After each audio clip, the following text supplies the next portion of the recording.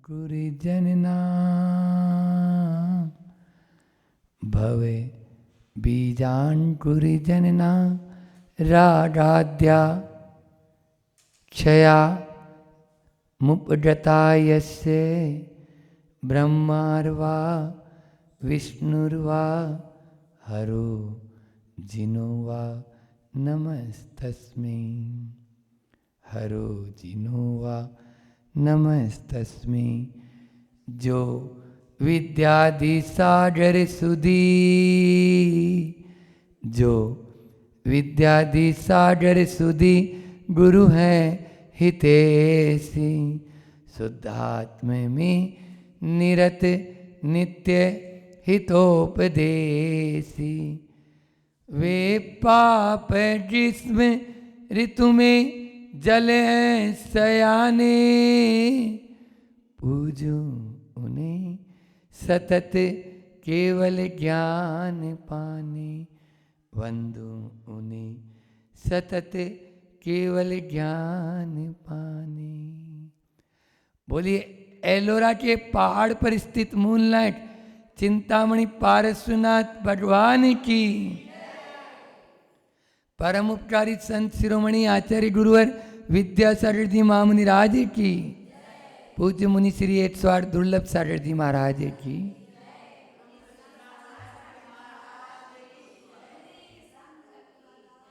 इसका मंडलाचरण और करते हैं।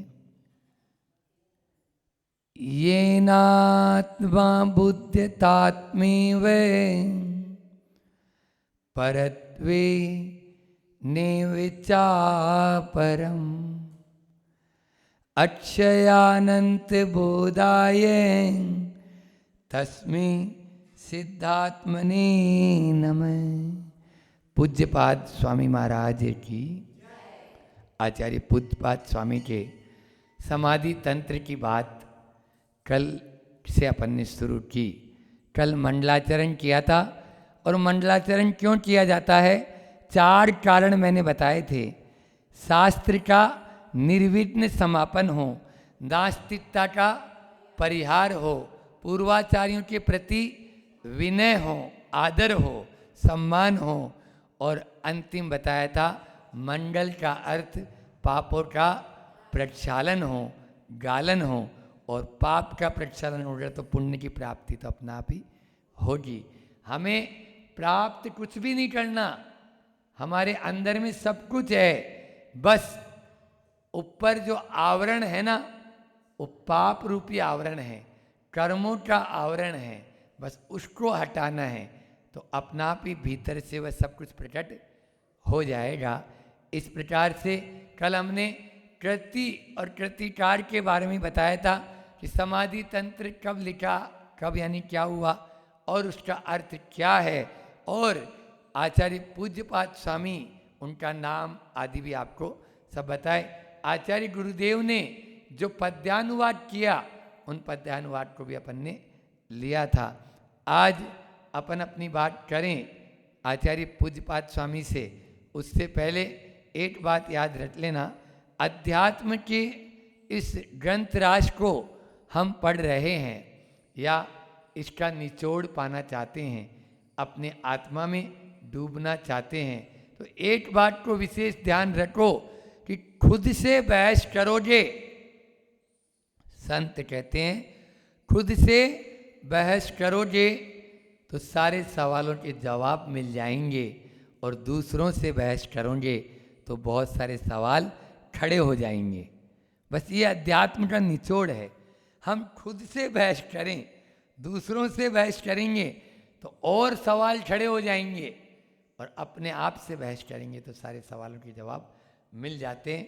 अध्यात्म हमें पर से हटा कर, कल की कारिका का अर्थ एक बार और आपको बता दूं कि आत्मा को आत्मा रूप जाने और पर को पर रूप जाने। उन्होंने जान लिया। ऐसे सिद्ध आत्माओं को अपन ने नमस्कार किया था। कल अपन ने सिद्धों को नमस्कार किया था, आज अरिहंतों को नमस्कार करते हैं। पहले उच्चारण करता हूँ फिर उसके बाद में अर्थ भी आपको बताकर कुछ उसका सार लेने की कोशिश करेंगे। जयंती यस्या वदतोऽपि भारती विभूतयस्तीर्थ कृतोप्यनिहितो शिवाय धाते सुजताय विष्णवे जिनाय तस्मै सटलात्मने नमः।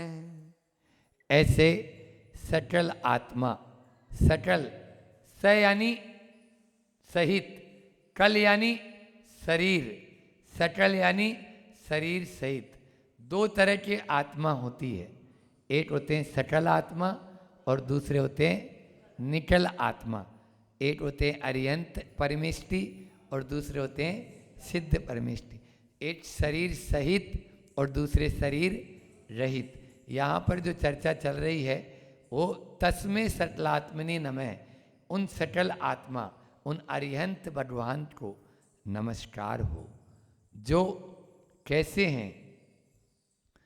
जयंती यस्सा अवदत्त अपि भारती, यानी जो बिना बोले ही और बिना कहे ही उन्होंने अपनी वाणी के द्वारा, भारती का मतलब वाणी, भारती का मतलब जिनेंद्र भगवान, अपन बोलते ना भारती बोलो, शारदे बोलो, जिनवाणी बोलो, सरस्वती बोलो, वागेश्वरी बोलो, ये सब एकार्थवाची शब्द हैं। तो जयंती जीत लिया है, बिना बोले ही जीत लिया, बोलने की जरूरत नहीं है। ये बताओ तीर्थंकर भगवान बोलते हैं क्या? नहीं बोलते, है ना। और कैसे हैं? विभूतयास तीर्थ कृतोपि निहितो, यानी जिनका वैभव या जिनका तीर्थ जो है, जिन्होंने तीर्थ की रचना की, ऐसा तीर्थ और उनका जो वैभव वो जीत लेता है, सबको मोहित कर लेता है। जिनेंद्र भगवान ने बोला नहीं, जिनेंद्र भगवान का वैभव और दिखाया नहीं, उन्होंने कहा नहीं, लेकिन वो वैभव सबको आकर्षित करने वाला है। ऐसे उन जिनाय तस्मै स्वरा आत्मने नमः, सटल आत्मने नमः, उन शरीरधारियों को नमन। लेकिन शरीरधारी वो भी हैं और शरीरधारी अपन भी हैं, बहुत अंतर है। तो क्या विशेषण दिए? उनको शिव कहो, उनको विधाता कहो, उनको सुगत कहो, उनको विष्णु कहो, उनके अनेक नाम प्रचलित हैं। लेकिन वो नाम कब? जिन्होंने राग द्वेष से रहित हों तब। समझ में आया? हाँ, अपन मेरी भावना में आप लोग पढ़ते हो, जिसने राग द्वेष कामादिक जीते सब जग जान लिया, सब जीवों को मोक्ष मार्ग हो निष्प्रय हो उपदेश दिया। बुद्ध वीर जिन हरिहर ब्रह्मा, या उसको स्वाधीन कहो। चित्त उसी में, अंतर एक लाइन में बताता हूं।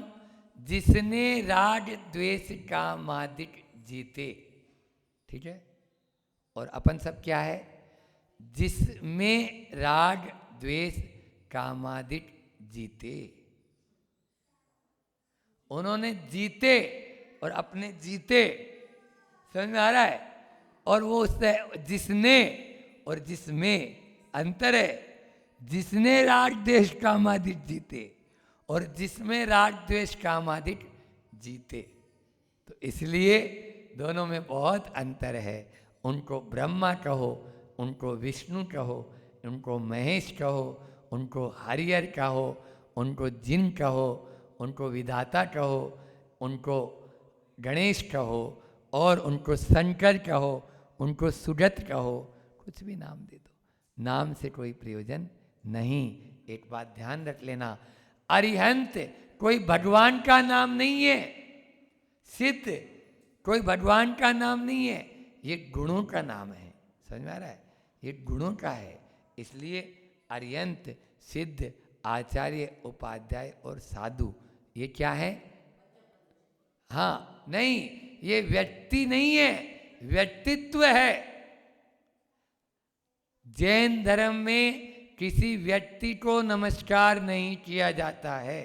लिख लो, संदान सागर को नमस्कार नहीं किया जाता, दुर्लभ सागर को नमस्कार नहीं किया जाता।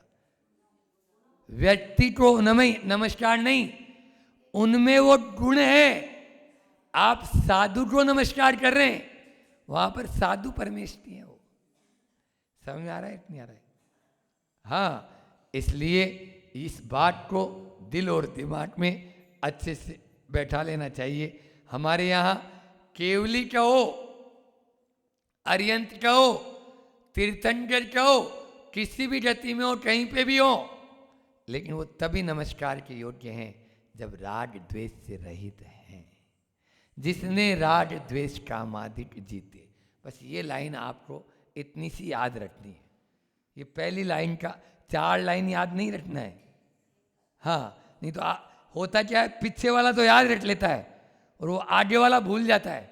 वो मूल तो वही है, जिसने राग द्वेष कामादिक जीते, ये तब ही हम उनको कहते हैं। यहाँ पर शिव की बात आई कि कौन से शिव, तो शिव का मतलब होता है जो मोक्ष या कल्याण को देने वाले हैं। शिव का मतलब कल्याण, शिव का मतलब मोक्ष, जो मोक्ष और कल्याण को देने वाले हैं। फिर उसके बाद में दूसरा आया विधाता। विधाता का मतलब होता है जो संसार की शांति के विधाता हैं। ऐसे जिनेंद्र भगवान को मैं नमस्कार करता हूँ।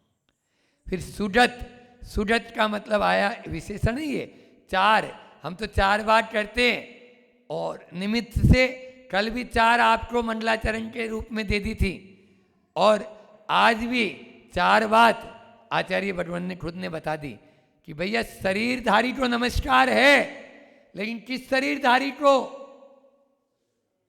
बोलो, किसी को भी।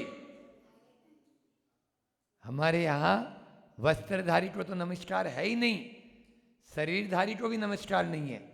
महाराज ये क्या बोल दिए, फिर वापस गड़बड़ हो गया। हाँ, नग्न में और दिगंबर में बहुत फर्क है। नग्न में और दिगंबर में आचार्य श्री जी की एक कविता है, खुद ने लिखी, अभी मैं दिगंबर बना ही कहाँ हूं, अभी मैं दिगंबर बना ही कहाँ हूं, अभी तो मेरे ऊपर वस्त्र है, जिस दिन ये वस्त्र हट जाएगा उस दिन दिगंबर बनूंगा, उस दिन दिगंबर बनूंगा। अभी तो ये जो शरीर है ये भी वस्त्र है, समय सार में आता है, इसको भी बदलते हैं। जीर्ण शीर्ण हो गया, दांत टूट गए, झुर्रियां पड़ गई, अब थोड़े दिन बाद में ये जला दिया जाएगा, तो ये जला देंगे, आत्मा को दूसरा शरीर मिल जाएगा। बोलो, नया शरीर मिल गया। इस प्रकार से सुगत, सुगत का मतलब जिनका ज्ञान सभी ज्ञेयों में चला जाता है, जिनका ज्ञान सभी ज्ञेयों में चला जाता है, यानी जो सर्वज्ञ हैं। सुगत कहो या सर्वज्ञ कहो। फिर विष्णु, विष्णु यानी अनंत शक्ति प्रकट हो जाने से जो सर्वशक्तिमान है, जो अनंत शक्ति के धारी हैं, विष्णु हैं। विष्णु को बोलते हैं पालक, पालन करने वाले।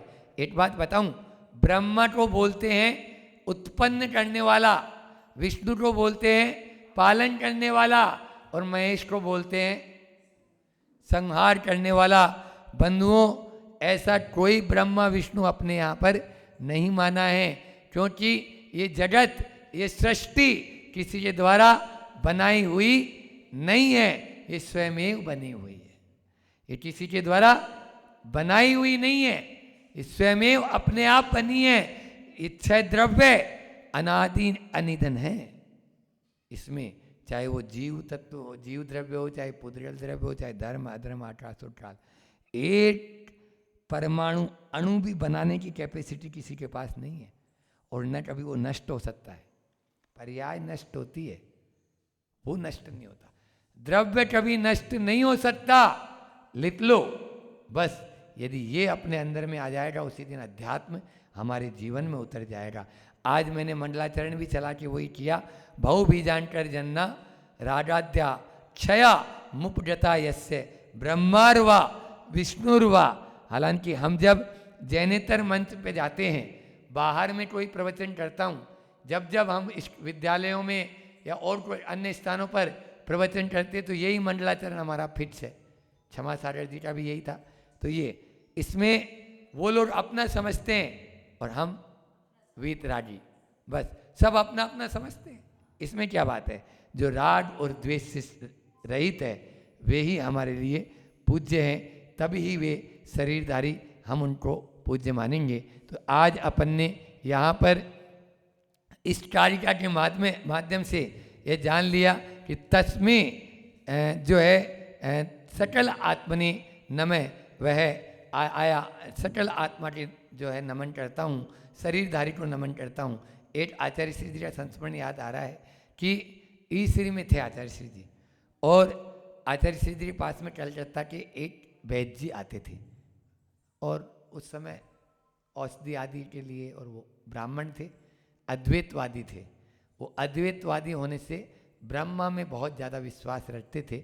और एक दिन वैयावर्ती करते करते उन्होंने कहा, आचार्य श्री जी हम सब में ब्रह्मा के अंश हैं। वो लोग ब्रह्मा से उत्पन्न मानते हैं अपनी उत्पत्ति, हम सब में ब्रह्मा के अंश हैं। बोला वैद्य जी महाराज जी थोड़ा सा सुधार लो, हम ब्रह्मा के अंश नहीं, हम सब ब्रह्मा के समान हैं, हम सब ब्रह्मा के समान हैं। हाँ, ब्रह्मा के अंश नहीं है, हम सब में भी ब्रह्मा के समान है, हम भी ब्रह्म बन सकते हैं। जैसा ब्रह्मा आप मान रहे हो, आत्मा अप्पा सो परमप्पा, आत्मा ही परमात्मा है। बस उस बात को हमें ध्यान रखना है। तीर्थंकर की सारी चेष्टाएं इसमें आया कि वे जो है बिना बोले ही जगत को जीत लेते हैं। समझ आया? एक बात बताओ, संगी और असंगी कहाँ तक होते हैं? 12वें गुण स्थान तक। 12वें गुण स्थान से संगी असंगी नहीं है वो। समझ आया? तो मन से सहित भी नहीं है वो। तो यहाँ पर संगी और असंगी, हालांकि मन से उनका कौन सा मन है वो बात की बात है। मन समनष्का अमनष्का जो सूत्र है उसकी व्याख्या में आएगा ही, लेकिन यहाँ पर वो संगी और असंगी के ऊपर उठ चुके हैं। समझ में आया? तो भव भागनवश जोगी वसाय होता है ना, तो तीर्थंकरों का विहार, तीर्थंकरों का वचन प्रवृत्ति, तीर्थंकरों का जो भी क्रियाएं हैं वो कभी भी चेष्टा से सहित नहीं होता। तो क्या महाराज जी वो यदवा तदवा करते हैं, जो मन में आए वो बोलते हैं? नहीं। देखो तीर्थंकर जो होते हैं ना वो विशेष, बहुत विशिष्ट पद है और उनमें बहुत सारी विशेषताएं होती है।